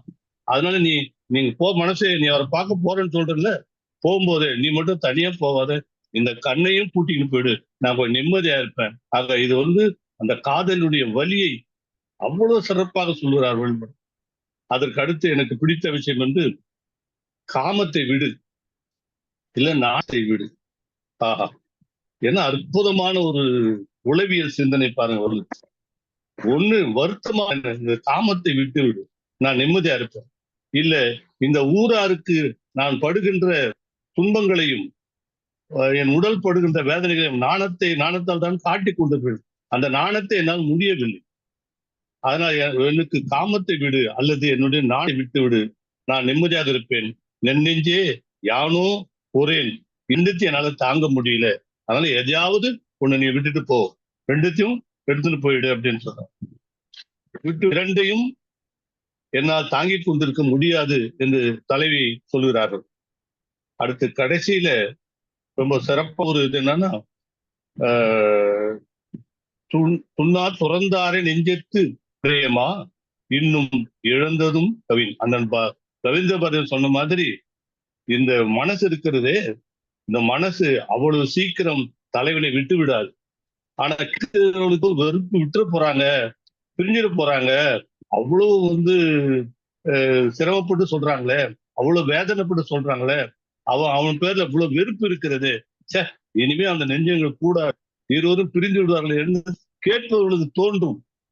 அந்த வார்த்தைகள் எல்லாம் அண்ணன் சொன்னா பாரு, என்ன சோகத்தை கண்டவனு காட்டி போயா, ஆனா எல்லாவற்றையும் அனுபவித்தான் அவங்க சொல்லியிருக்காங்க. அப்படி அவங்க சொல்ற பொழுது அது உண்மையான கோபம் கிடையாது, அது ஒரு இன்னொரு கூடலுக்கான ஆரம்பமாக அது இருக்கும். அப்படி அற்புதமா இந்த இடத்துல இவெல்லாம் 9க்கு இந்த அளவுக்கு புலம்பிட்டு கடைசியா சொல்றாங்க, வேற வழி இல்லை, அவர் அப்படிதான் இருப்பாரு, தம்மோடு புரிந்திருக்காது பிரிந்து சென்ற காதலரை மனதில் வைத்துத்தான் ஆக வேண்டும். அப்படி மனதிலே வைத்துக் கொண்டிருப்போம். இவ்வளவு காலம் சொன்னது நீ அங்க போயிடு தனித்தனி இதே மனசுக்கும் அவளுக்கும் வேறுபாடு இல்லாத மாதிரி பிரிச்சு நீ வேற நான் வேற அப்படின்ற மாதிரி. இப்போ மனசும் அவ்வளவு ஒன்னா சேர்ந்துட்டாங்க. மனசே வா, ஒண்ணு இல்லை, என்ன பண்றது, நம்ம கஷ்டப்பட்டுதான் ஆகணும். இப்போ நம்ம பிரிஞ்சு போனவரை நம்ம விரட்டி விட முடியாது, துரத்தி விட முடியாது, அவரை ஒதுக்கிவிட முடியாது. நம் மனதினால் வைத்துக் கொண்டிருக்க வேண்டும். இதற்கு பதிலாக, இதற்கு ஊதியமாக, இதற்கு பரிசாக நம்முடைய உடல் நலன் கெட்டுவிடும். ஆமா, அனுபவிச்சுதான் ஆகும். காரணம் இந்த இவ்வளவு இருந்தும் நமக்கு ஒவ்வொரு செய்தியும் படர்ந்து உடல் அழகு கெட்டுவிடும். நினைந்து உண்ண முடியாமல், உறங்க முடியாமல், சிரிக்க முடியாமல், இயல்பாக இருக்க முடியாமல் அவரை நினைத்து நம்முடைய உடல் இழைத்து விடும். இழைத்துத்தான் ஆக வேண்டும். அப்படி இழைப்பதுதான் இங்க உண்மையான காதல் என்று கூட வள்ளுவர் குறிப்பிடுவதாக நினைத்துக் கொள்ளலாம். அது இயல்பு கண்டிப்பாக வந்தாக வேண்டும். அப்படி இதெல்லாம் அந்த நெஞ்சோடு கிளத்தல் என்பது காதலர்களுக்கு இடையில் நடக்கின்ற கண்டிப்பான ஒரு இயல்பான விஷயம் இது. கண்டிப்பா நடந்தாக வேண்டும். அப்படி நடந்தாதான் அது உண்மையான காதலாக இருக்க முடியும். இந்த இதுதான் வள்ளுவர் அழகாக. நான் இதை சொல்வதற்கு என்ன காரணம் என்றால், உலகில் காதலிக்கின்ற, உலகில் வாழுகின்ற தலைவன் தலைவருக்கு இந்த நிகழ்வுகள் எல்லாம் கண்டிப்பாக இருக்கணும். அதுதான் என் வாழ்க்கையினுடைய நிச்சயமான ஒன்று என்பதை வள்ளுவர் குறிப்பிடுகிறார். வாய்ப்புக்கு நன்றி, வணக்கம். மிக்க நன்றி ஆகியவர்களே. அடுத்து பின்னோட்டம் அளிக்க யாராவது வரீங்களா அல்லது நிறைய விவாதத்துக்கு போயிடலாம்? ஐயா ஒரு நிமிஷம். சொல்லுங்க. சாத்தூர் கணேசன். சொல்லுங்க. அதாவது நம்ம அறச்செல்வி அம்மாவை சொல்லும் போது அரைச்செல்வி, உரச்செல்வி அதெல்லாம் சொன்னாங்க. ஐயா ரவீந்திர பாரதியா என்ன சொன்னாங்கன்னா, முழுச்செல்வின்னு சொன்னாங்க. அது காரணம் என்ன அப்படின்னு சொன்னா, அவங்க வந்து அறச்செல்வியை அறையாக ஆக்கி கொண்டு முழுச்செல்வின்னு சொன்ன மாதிரி இருக்குது. ஆனா அப்படி சொல்றது கொஞ்சம் சரியில்லாத ஒரு வார்த்தையாக இருக்குது. நான் என்ன சொல்றேன் அப்படின்னா, இந்த முழுச்செல்விங்கிறத வந்து நிறைச்செல்வி அப்படின்னு சொல்லிட்டா மிகவும் சிறப்பாக இருக்கும். ஏன்னா அந்த முழுங்கிறத வந்து நிறைச்செல்வியாக, அதாவது அறச்செல்வி, உரைச்செல்வி, நிறைச்செல்வி. முழு என்பது முழுமை, நிறைவு, நிறைச்செல்வி, முழுச்செல்வி எல்லாம் ஒரே பொருள் தான். முழுமை, நிறைவு ரெண்டும் தமிழ்ல ஒரே பொருள் தான். முழுமைனா முழு ஆற்றல் பொருந்தியவர்கள் அர்த்தம். அரைச்செல்வி என்ற பொருள்ல சொல்லல, முழுமையான எல்லா ஆற்றல்களும் பொருந்திய செல்வி. மகிழ்ச்சி. நல்லது. வாழ்க வளமுடன். அனைவருக்கும் வணக்கம்.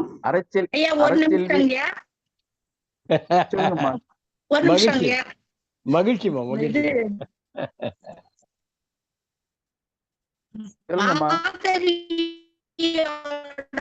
மகள் மணிமேகலையோட பெயர் தான் எனக்கு, இன்னொரு பேரு அறச்செல்வி. அறச்செயல் பேர் உண்டு, அந்த பேர் தான் எனக்கு. நீங்க இப்படி எல்லாம் எனக்கு பேர் வைக்கிறது கொஞ்சம் பெருமையா இருந்தாலும் கூச்சமா இருக்கு. உண்மையிலே இந்த பேருக்கெல்லாம் நம்ம வந்து தகுதியாது. ஆனா கேட்க ரொம்ப சந்தோஷமா. எங்களுக்கு உங்க அறிவு புரியுது, அதனால சொல்றோம், வேற ஒண்ணும் இல்ல. மகிழ்ச்சிங்க. நிறைய முன்னாடியே கை தூக்குனாங்க ஐயா. ரேவதி டீச்சர் முன்னாடியே கை தூக்குனாங்க. அவங்க பேசிட்டாங்களா தெரியலையே. இல்ல பேசல, நான் பார்த்தேன். கையை உயர்த்தின மாதிரி தெரியலையே. இல்ல உயர்த்தியிருந்தாங்க. ஒருவேளை நெட் ப்ராப்ளம் இருக்குமா என்னன்னு தெரியல. உயர்த்தியிருந்தாங்க. ஐயா எனக்கு வந்து அது இணையம் வெளியில போயிட்டு வந்துருச்சு, அதனால கை தூக்குனது தெரியாம இருந்திருக்கும். கைய உயர்த்தினாங்க, முதல்ல அவங்க கைய உயர்த்தினாங்க. நான் பார்க்கும்போது தெரியல. சரி பேசுங்க, சொல்லுங்கம்மா. கலை இலக்கிய பெருமன்ற உறுப்பினர்கள் அனைவருக்கும் வணக்கத்தை தெரிவித்துக் கொள்கிறேன். இந்த நெஞ்சோடு கிளத்தல் அதிகாரம் வந்து தலைவி செய்வது அறியாது தன் நெஞ்சோடு சொல்லுதல், மனதோடு பேசுதலை பத்தி உள்ள 10 குறள்களும் மிக சிறப்பாக இருந்தது. அதுல முற்றோதல் செய்த மாணவி ஹர்ஷினி, அந்த பாப்பா மிக அருமையாக, பெரிய பிள்ளைங்க கூட இவ்வளவு தெளிவா சொல்லல. அந்த வார்த்தைகள் எல்லாம் கூட அவங்க வந்து காதலவர் அப்படிங்கிற ஒரு வார்த்தை வருது. அதாவது 1249வது குறள்ல காதலராகன்னு தான் நம்ம பெரிய பிள்ளை கூட வாசிக்கிறோம்.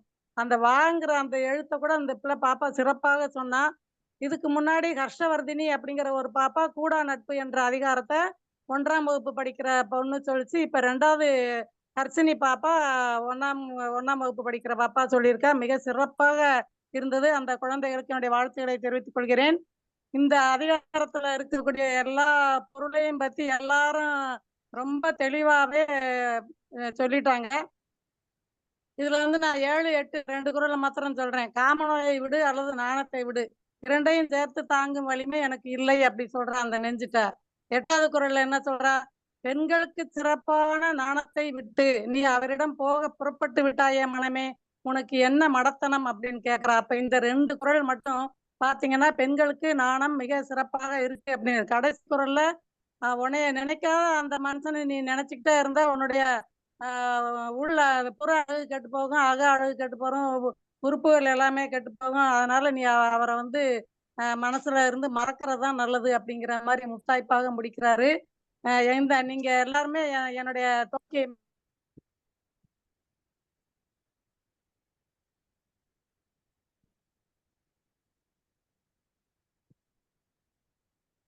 டீச்சர் உங்க சத்தம் குரல் கேட்கல, முடிச்சிட்டீங்களா? எங்க நண்பர்கள் எல்லாமே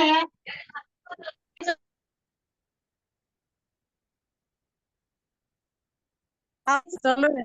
உண்மையில தாண்டி அரை செல்வின்னு கரெக்டா தான் போட்டிருக்கேன் அவனை அப்படின்ட்டு. அதனால இது நீங்க என்ன சொன்னாலும் அவளுக்கு அது ஒரு சிரிப்பாகத்தான் இருக்கும், சந்தோஷமா இருக்கிறவா. என்னுடைய தோழியை நீங்க எல்லாரும் வாழ்த்துறது எனக்கும் சந்தோஷமா தான் இருக்கு. வாய்ப்புக்கு நன்றி, மகிழ்ச்சி. மிக்க நன்றி டீச்சர். அறச்செல்வி அவர்களுக்கு இந்த இணையவழி நிகழ்வில் நிறைய அடைமொழிகள் கிடைக்கின்றன. அது ஒரு வரம் தான் என்று சொல்லி அறச்செல்வி, உரச்செல்வி, இசைச்செல்வி, நிறைச்செல்வி எல்லாம் நிறைய கிடைக்கிறது அடைமொழி. அவருக்கு வாழ்த்துக்கள். அடுத்து முனைவர்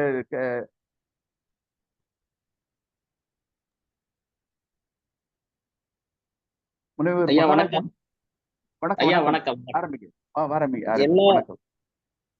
எல்லாருமே இன்னைக்கு உரையாளருடைய உரை சிறப்பு, அத முற்றோதல் செய்த மாணவி அவருக்கு ஒன்னாம் வகுப்பா இருந்தாலும் ரொம்ப சிறப்பா சொன்னாங்க. அவங்களுக்கும் வாழ்த்துக்களை பகிர்ந்து கொள்கிறேன். அடுத்து பாத்தீங்கன்னா 1048, 47, 1247, 48 2 குறளை பத்தியுமே எல்லாருமே பதிவு சொன்னீங்க. அதுல இருந்து என்னுடைய கருத்தையும் நான் பகிர்ந்து கொள்கிறேன். அதாவது குறுந்தொகையில 149வது பாடல், அதாவது தலைவியை தலைவனுக்கு திருமணம் செய்து வைக்க மறுப்பு தெரிவிக்காங்க பெற்றோர்கள். இந்த சூழல்ல என்ன ஆகுதுன்னா, ஊரை விட்டு பெற்றோருக்கு தெரியாம சென்று விடலாம் அப்படின்னு, யாரு உடன்போக்கு சென்று விடலாம் அப்படின்னு தோழி நீ போயிரு அப்படிங்க. ஆனா ஒரு கட்டத்துல என்ன செய்தா, தோழியோடைய கூற்றை ஏற்று தலைவி என்ன செய்தா, தலைவனோடு உடன்போக்கு சென்று விடுகிறாள். இங்க பார்த்தனா கடைசியில சொல்லுதா, அதுல வரக்கூடிய கருத்து பாத்தீங்கன்னா 148வது குறளுக்கான ஒரு கருத்து வரும். சாரி 1247வது குறளுக்கான ஒரு கருத்து வரும். என்னன்னா, ஒண்ணு நாணத்தை வச்சுக்க, இல்லத்தா காமத்தை வச்சுக்க அப்படிங்கிற சொல்லல, கடைசியில தலை சொல்லுவான், என்னுடைய நாணத்தை விட காமமே என்னது மேலோங்கியது, அதனால நான் தலைவனுடன் செல்கிறேன் அப்படின்னு சொல்லக்கூடிய ஒரு பதிவு குறுந்தொகையில 149வது பாடல்ல இதே செய்தி அப்படியே ஒப்புமை நோக்கத்தக்க வகையில இருக்கு. அதே மாதிரி பாத்தீங்கன்னா கைநிலையில 21வது பாடல் நினைக்கிறேன். அதாவது தலைவன் என்ன செய்யான், பொருள் தேடி பாலை நிலத்தை நோக்கி செல்கிறான். பாலை நிலத்தை நோக்கி செல்லையில தலைவி தலைவனை எண்ணி என்ன சொல்றா, என் தலைவன் சென்ற பாலை நிலத்தை நோக்கியே என் நெஞ்சம் என் மனம் இருந்தது அப்படின்னு சொல்லக்கூடிய, ஆந்தை குறுங்கலி கொல்ல நம் மாடவர் காய்ந்து கதிரொங்க காணா கடந்த பின் நீந்தும் நெடுவிடை சென்று, என் நெஞ்சு நீந்தும் நெடுவிடை சென்று. தலைவன் பாலை நிலத்தை நோக்கி இருக்கான், இருந்தாலும் தலைவனை பார்க்க முடியாது. ஆனாலும் அவன் சென்ற திசை நோக்கி என் நெஞ்சும் இருக்கிறது, என்னுடைய சிந்தனையும் என்னுடைய மனமும் அவன் சென்ற இடத்தை நோக்கியே இருக்கிறது அப்படின்னு சொல்லக்கூடிய பாடல் 1247, 48 2 பாடலுக்குமே சங்க இலக்கியத்துல பதிவு இருக்கு. நிறைய பதிவுகள் சங்க இலக்கியத்துல தொடர்ந்து இருந்துகிட்டே தான் இருக்கு. மகிழ்ச்சிங்க ஐயா, வாழ்த்துக்கள், நன்றி. உரையாளருக்கு வாழ்த்துக்களை பகிர்ந்து கொள்கிறேன் ஐயா. நன்றி நன்றி. மிக்க நன்றி. அது கற்பியல் அப்படிங்கும் போது திருமணமானவர்கள் அவன் ஏதோ பொருள் வயிறு பிரிஞ்சிருக்கான். இது முந்தின அதிகாரங்கள்லாம் பார்த்தோம். அருமையான விளக்கம். அடுத்து நிறைவு நோட்ட வழங்க நல்லாசிரியர் நாகராஜன் அவர்களை வணங்கி வரவேற்கிறேன். ஐயா பாலாஜி கையை உயர்த்திருக்காங்க. பாலாஜி வாங்க. ஐயா அனைவருக்கும் வணக்கம். இன்றைக்கு முற்றோதல் செய்த மாணவி 1ஆம் வகுப்பு மாணவி போல் இல்லாமல் ஒரு கவிதாயினி போல அருமையாக செய்தார்கள். மிக அருமை. உரையாசிரியரும் மிக அருமையாக செய்தார்கள். எல்லோரும் கணவனை பிரிந்து மனைவி வருத்தப்படுவாள் என்பதை போல நான் இங்கே ஒன்றை பதிவு செய்து கொள்கிறேன். 125 நாட்கள் ஆகிவிட்டது. இன்னும் 8 நாள் கழித்து நாம் பிரிகிறோமே என்கின்ற ஆதங்கம் என்னுள் வருகிறது.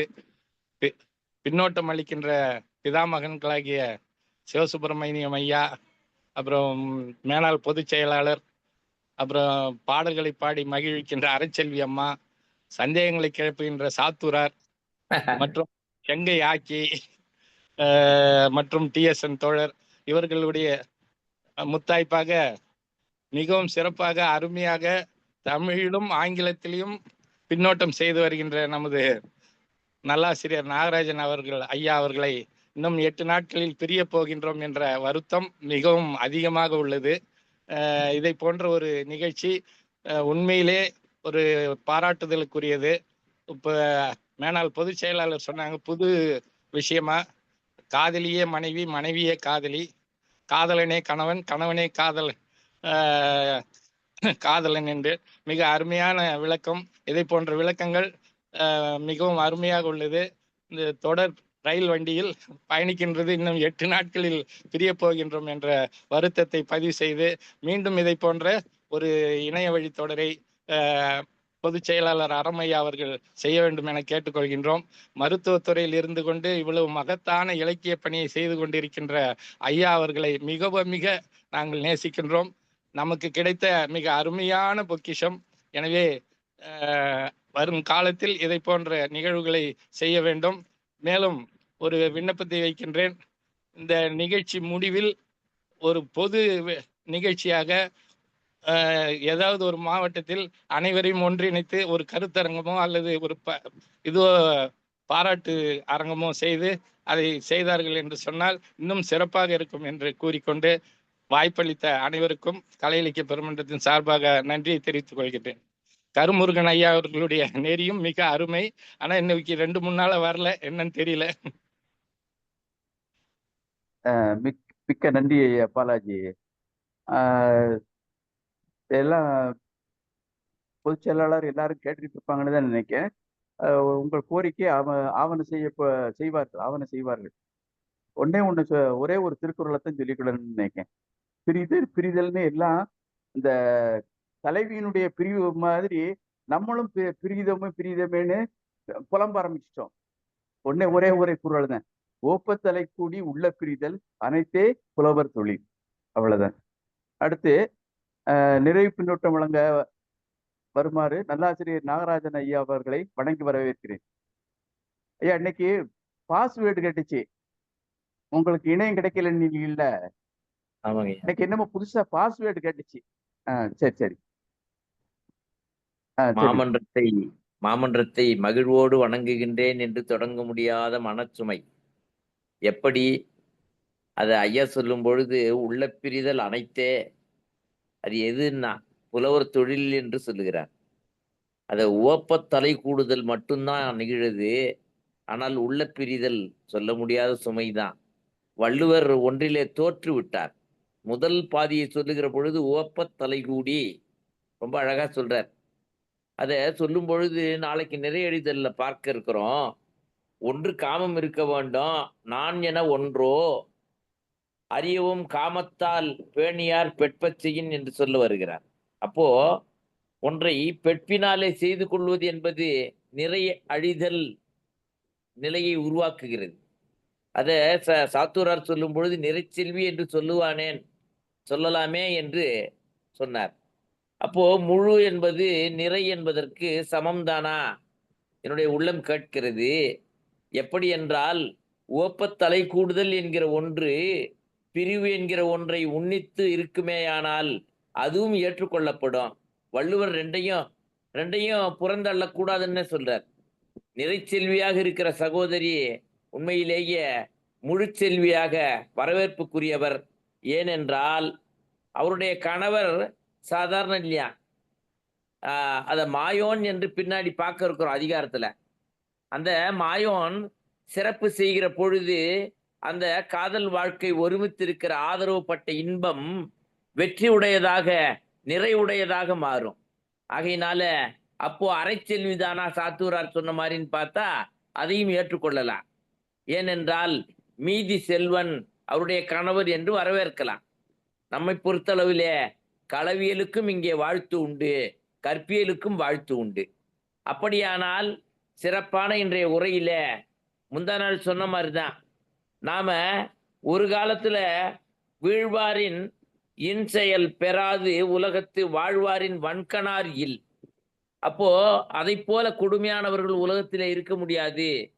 தனிப்படல் மிகுதியில சொல்றார். அது காதல் வாழ்க்கையில வன்கணார்களாக அவருடைய வாழ்க்கை மிக கொடுமையானதாக இருக்கும். அது பிரிவு துயரம். அப்படியானால் பிரிவு ஏற்படுகின்ற நிலையையும் சிந்திக்கிறார் வள்ளுவர். இந்த களன் பொருள் வயிர் பிரிய வேண்டும், பிரிந்த நிலையில அதையும் ஏற்றுக்கொள்ளத்தான் வேண்டும். அதை சம்பத் ஐயாவுடைய உள்ளம் ரொம்ப வருந்தி சொல்லுகிறது. இன்னும் பாலாஜி ஐயாவுடைய உள்ளம் மிக வருந்தி சொல்லுகிறது. நம்முடைய வாழ்க்கையில பிரிவு என்பது நிரந்தரம் அல்ல, மறுபடி இணைய இருக்கிறோம். அதை செங்கை ஆக்கி ஐயா சொல்லும் பொழுது பண்பாடு கலந்ததாக சமூகம் ஒன்றிணைவது என்று இன்றைக்கு உரையில குறிப்பிட்டார்கள். ஆகையினால இன்றைய நிலையில உறுப்பு நலன் அழிந்த ஒருவர், சகோதரி ரேவதி சொன்னது போல, நம்முடைய உறுப்பு நலனை அழிய செய்யக்கூடியதாக இருக்கக்கூடிய பிரிவு துயரம் சாதாரண இல்லை. அது எப்படிப்பட்ட புலம்பலிலே கொண்டு விடுகிறது. நம்முடைய இளவல் மகாராஜன் குறிப்பிட்டது போலத்தான், நம்மை பொறுத்தளவிலே பிரிவினை என்பது நம்மை மேலும் மேலும் இணைக்கக்கூடியதாக, அன்பு இதயத்தில் நிறைக்கக்கூடியதாக இருக்குமேயானால் இந்த மன்றம் இந்த உலகத்திற்கு இப்படியெல்லாம் எடுத்து சொல்லுவதனாலேதான் மனமுறிவுகளை தவிர்க்க முடியும். அது ரொம்ப அழகா நேர்த்தியாக அதை சொல்லுகிற பொழுது கவீந்திர பாரதி ஐயாவுடைய வார்த்தையில் சொன்னால், எழுத்து எண்ணி படித்திருக்கிறார், வாழ்ந்திருக்கிறார், எண்ணி எண்ணி சேர்ந்திருக்கிறார். அத உண்மையிலேயே இந்த மன்றத்தினுடைய வெற்றி இன்றைக்கு அமைந்த கருத்தரங்கம் எல்லா கருத்தரங்கத்தை விட செழிப்புடையதுன்னா இந்த வழிகாட்டுதல், நெறி காட்டுதல் கட்டாயம் வேண்டும். அதே நேரத்தில் இன்னொன்றை உணர்கிறேன். அறமையாவை எல்லோருமே பாராட்டினீர்கள். இந்த விதைக்கு, இந்த விருட்சத்திற்கு விதை ஒன்று தனுஷ்கோட்டி என்று சொல்லுகிற அற்புதமான இலக்கம் இருக்குமேயானால், முகவரி இருக்குமேயானால், அது ஆன்றகுடி பிறத்தலாக கட்டாயம் வெற்றி பெறும். அது நிரூபிக்கப்பட்டிருக்கிறது. ஆகையினாலே பொதுமறை செல்வர் என்று நாம 100வது நாள் கொடுத்தோம். பண்புடைமை அதிகாரத்துல கருமுருகன் ஐயா பொதுமறை செல்வர் என்று குன்றக்குடி ஆதீனத்தினுடைய வாழ்த்துக்களோடு தந்தாங்க. ஆகையினால பொதுமறை செல்வருடைய இந்த மன்றிலே சிறப்பான நெஞ்சொடு கிளத்தல் நினைந்தவர் புலம்பலை போல இல்ல. நினைந்தவர் புலம்பல் அன்றைக்கு பார்த்தோம். நான் முன்னமேயே குறிப்பிட்ட அலர் அறிவுறுத்தலின் பொழுது சொன்ன 115வது நிலையில இருக்கிறோம், 125வது அதிகாரத்தை பேசுகிற பொழுது என்று ஒன்றை குறிப்பிட்டேன். அப்போ 115வது அதிகாரம் அலர் அறிவுறுத்தலை மீள நினைக்கின்றேன். உலகத்திலே இருக்கக்கூடிய அலர் அறிவுறுத்துவது மேலும் மேலும் சேரத்தான். அதைத்தான் சிவசுப்பிரமணிய ஐயா சொல்றாங்க, வெற்றி பெற்றதாக இடையூறுக்கு மன்னிக்கணும், வெற்றி பெற்றதாக அவர்கள் இணைவார்கள் சொல்றார். சாத்தூர் ஐயா சந்தேகத்தை கிளப்பினாங்க, இது எப்படி காதலர்கள் சேர்ந்துட்டாங்களா இல்லையா, காதலி நீ காதலி. அதைத்தான் ரவீந்திர பாரதி ஐயா கவித்துவமா சொன்னாங்க. காதலி என்கிற ஆணை, காதலி என்கிற விழி இரண்டையும் இணைத்து கவிஞனால் மட்டும்தான் சொல்ல முடியும். அதனால தான் கவீந்திர பாரதி வெற்றி உடையவராக பேச முடியுது. ஆகையினால இன்றைய காதல் முழுமை பெற்றதாக, வெற்றி உடையதாக இருக்க வேண்டுமானால் நம்மிடத்திலே கலையரசியினுடைய வீணை மீட்டிய சொற்கள் அற்புதமாக, அறிஞினாலே இன்பம் தானா, இன்பம்னு அதுக்கு விளக்கத்தை சொல்றாங்க. ஆகையினால இன்றைக்கு முற்றோதல் செவிக்கு இன்பம் தந்தது, சகோதரி கலையரசியினுடைய சொற்கள் சிந்தைக்கு இன்பம் தந்தது. உங்களுடைய ஆரவார எழுச்சி மிக்க இந்த அலசல்களும் ஆய்வுகளும் மனதிற்கு எழுச்சியையும் இன்பத்தையும் தருகிறது. மேலும் மேலும் நிறைய கேட்க வேண்டும் என்கிற எண்ணத்தை தூண்டுவதாக இருக்கிறது. ஆனால் சிறுகதையை சொல்லுகிற பொழுது ஒரு முறை சொல்லுவார் ஜெயகாந்தன் ஐயா, தட்டுல ஒன்றை பரிமாறுகிறார்கள், போதும்னு நினைக்கும் பொழுது அல்லது வேணும்னு நினைக்கும் பொழுது தீர்ந்துட்டு இருந்தா அதுதான் சிறுகதை. அப்படிப்பட்ட சிறுகதையின் வெற்றியை போல ஒவ்வொரு சின்ன சின்ன கதை. ஆனால் ஒரு குவார்டர்ஸ்ல இருக்கிற மாதிரி ஒரு இராணுவ தளவாட கர்த்தாக்கள்லாம் இருக்கிறாங்க. அவர்கள் எல்லாம் குடியிருக்கிற இடத்துல அவன் கணவன் அங்க களத்திற்கு ஒன்று சென்றிருக்கலாம், போர்க்களத்திற்கு அல்லது அலுவலகத்துக்கு சென்றிருக்கலாம். அப்படி இருக்கிற நிலையில அவங்க அஸ்ஸாம் பார்டர்ல அல்லது அருணாச்சல் பிரதேஷ் பார்டர்ல இருப்பார் அவரு. இந்த அம்மா இங்க இருக்கும் தமிழ்நாட்டுல. இந்த வாழ்க்கையை அப்படியே நினைச்சு பாருங்களேன். இப்படிப்பட்ட பல குடும்பங்கள், அது 10 குடும்பத்தோட காட்சியைத்தான் இன்றைக்கு ஒன்றொன்றா வைக்கிறார். ஒரே குடும்பத்துல நிகழ்ந்ததாக எடுத்துக்கொள்ள முடியாது. ஆகையினால என்னுடைய பார்வை இதுதான் என்று சொல்லி சாத்தூராருக்கு இப்போ ஓரளவுக்கு விளக்கம் தந்திருப்பேன் என்று கருதுகிறேன். வாய்ப்புக்கு நன்றி சொல்லி விடைபெறுகின்றேன். நன்றி, வணக்கம். மிக்க நன்றி ஐயா. அடுத்து உரைப்பொழிவாளர் திருமதி கலையரசி ஏதாவது நிறைவா சொல்ல விரும்புறீங்களாமா? வாங்க.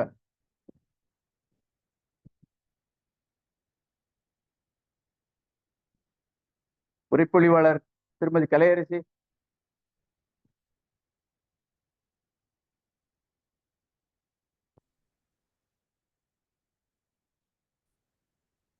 அவங்க இல்லையா? இல்ல. சரி பார்த்துட்டேன். அடுத்து நிறைவுரை வழங்க தமிழ்நாடு கலை இலக்கிய பெருமன்ற பொதுச் செயலாளர் டாக்டர் அறம் அவர்களை வணங்கி வரவேற்கிறேன். தோழர்கள் அனைவருக்கும் வணக்கம். இன்னைக்கு ஹர்ஷினி பாப்பா மிக அருமையா சொன்னாங்க. ஒரு சின்ன குழந்தையா இருந்தாலும் மிக தெளிந்த உச்சரிப்போடு மிக அருமையா சொன்னாங்க. கலை விஷயமா ஒரு தேவையான விளக்கங்களை கரெக்டாக சொல்லி அவங்களுடைய உரையை முடித்தாங்க. பின்னூட்டம் இன்னைக்கு உண்மையிலே ரொம்ப அருமையா இருந்தது.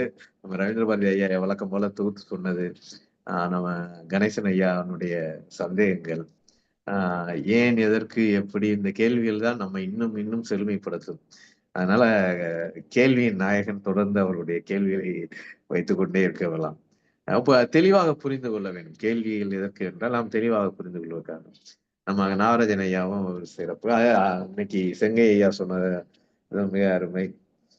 இன்னைக்கு இந்த நெஞ்சு நம்ம முதல்ல பார்த்தோம், கண் பார்த்தோம், தோல் பார்த்தோம், வளையறிந்த கைகள் என்ன ஆச்சுன்றதை பார்த்தோம்.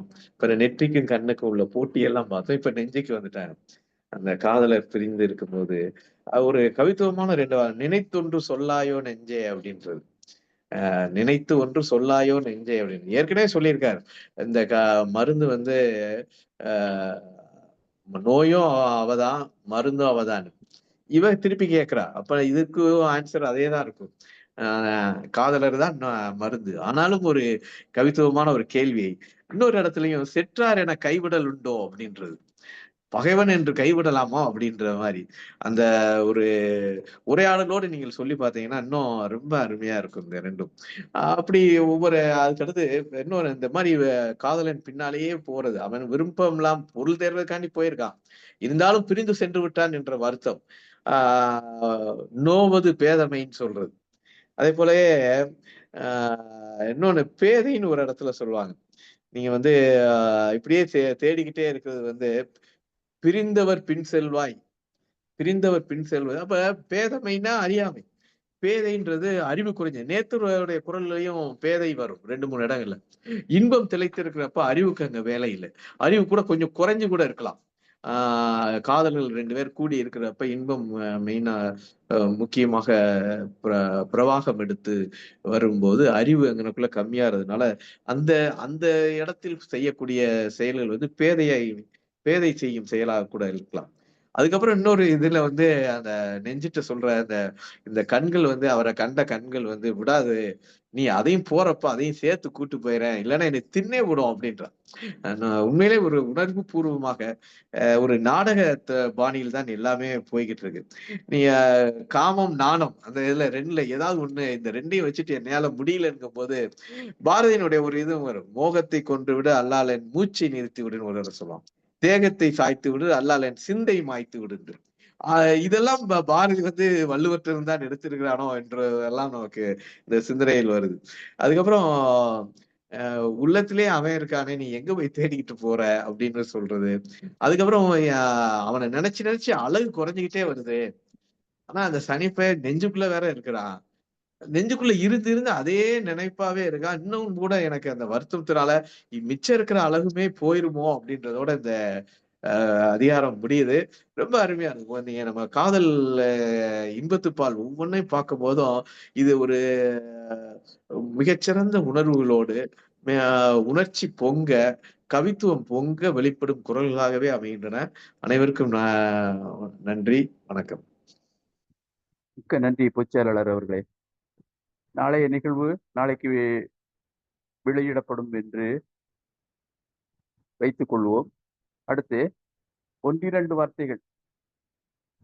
அதாவது நேற்று பின்னூட்டம் அளிக்க நான் வரும்போது எனக்கு அழைப்பு மொழி வந்துட்டு, அதனால தொடர முடியாமல் இடையிலேயே விட்டு சென்று விட்டேன். அதனால நேற்று வந்து ரெண்டு முற்றுதல் செய்யறதும் ஒரு மாணவர், உரைப்பொழிவுக்கும் ஒரு மாணவரை வந்தாப்புல. அதை நினைச்சு வேற ஒண்ணும் இல்லை, வருங்கால தூண்கள் ரொம்ப வலிமையுடையதாக இருக்கிறதாகவே கருதினேன். ரொம்ப மகிழ்ச்சி. அடுத்து அதாவது இணைய வழியில் இந்த நிகழ்வு செல்வதால் எல்லாம் சரியானதாகவே இருக்க வேண்டும் அப்படிங்கிறதுக்காக 1-2 சொல்ல விரும்புகிறேன். தம்பி உரைப்பொழிவு நிகழ்த்தும் பசலை அப்படிங்கிறது பச்சை நிறம் மாதிரி அப்படின்னு சொன்னாப்புல. அது வந்து நிறம் மாறுதல், அது வெளியிடுதல்னு வேணா சொல்லிடலாம், வெளியிடுதல் அப்படின்னு வேணா சொல்லிடலாம். அது அது ஒண்ணு. 2வது அந்த தலைவிய சந்தேக கண் கொண்டு பழிக்கிறார்கள் அப்படிங்கிற மாதிரி சொன்னாப்புல. அது கிடையாது. அதாவது அவள் மேல் ஒரு இரக்கத்தோடு தான் சொல்றாங்க. அதாவது களவியல்ல வந்து அவன் பொருள் இல்லாதவன்னா என்ன, ஒரு ஏழை, அவன் எப்படியும் ஒரு நாள் பொருள் தேட போவான், அப்ப இவ்வளவு விட்டுட்டு போவான் அப்படிங்கிறது மாதிரி தான் அங்கேயும் பழிச்சொல், அலர் அறிவுறுத்தல். அவன் மடலேர் தான் எல்லாம் பழிச்சொல். அந்த மாதிரி தான் இங்கேயும் வந்து பழிச்சொல் வந்து என்ன சொல்றாங்கன்னா, ஊரார் என்ன சொல்லுவாங்க பழிச்சொல், நாங்க அப்பவே முதல்ல சொன்னோம், அவன் இணைந்து இருக்க மாட்டான், இணைய இருந்தாலும் இணைந்து இருக்க மாட்டான், பொருள் தேட பிரிந்து செல்வான் அப்படின்னு சொல்லும். இவ கேட்காம இன்னைக்கு இவ சங்கடப்பட்டுக்கிட்டு இருக்கா. இந்த மாதிரி தான் பழிச்சொல் அப்படின்னு குறிப்பிட விரும்புகிறேன். அடுத்து பொதுச் செயலாளர் அன்னைக்கு ஒரு இது கேட்டாங்க. அதை பற்றி ஒரு சின்ன விளக்கம் தான் எனக்கு தெரிஞ்ச அளவு. அது பனி அரும்பி பைதல் கொள்ளும் மாலை. பைதல் அதாவது பனி அரும்பி சாயங்கால நேரத்துல பனி அரும்புமா, பனி விழுமா அப்படின்னு கேட்டாங்க. அது அடுத்து வர்ற அதிகாரத்துல பனி வாரும் அப்படின்னா கண்களை கொட்டும்னு சொல்லி, கண்ணீரை கொட்டும் அப்படின்னு சொல்லியிருக்காரு. பனிங்கிறதுக்கு கண்ணீர்னு சொல்லியிருக்காப்புல. இதை கண்ணீர்னு எடுத்துக்கலாம். கண்ணீர் அரும்பி பைதல் கொள்ளும் மாலை அப்படின்னு எடுத்துக்கலாம். அல்லது இன்னொன்னு, திருவள்ளுவர் காலம் 2000 ஆண்டுகளுக்கு முன்னாடி இது வந்து ரொம்ப காடா இருந்திருக்கும். அப்ப முன்பனி காலத்துல, அதாவது சாயங்கால வேளையில முன்பனி காலத்துல பனி வந்திருக்கலாம் என்று சொல்லிக்கொள்ள விரும்புகிறேன். அடுத்து இன்னைக்கு உள்ள இது, முதல்ல நெஞ்சிதான் நோய்வாய்ப்பட்டு இருக்கிறது, அதனிடமே மருந்து கேட்கிறா. ஒண்ணு நான் அப்படி கொள்ளலாம்னு நினைக்கிறேன். தலைவி நெஞ்சி நோய்பட்டு இருக்கிறது, தலைவனின் நெஞ்சத்திடம் மருந்து கேட்பதாகவும் கொள்ளலாம் என்று கருதுகிறேன். அடுத்து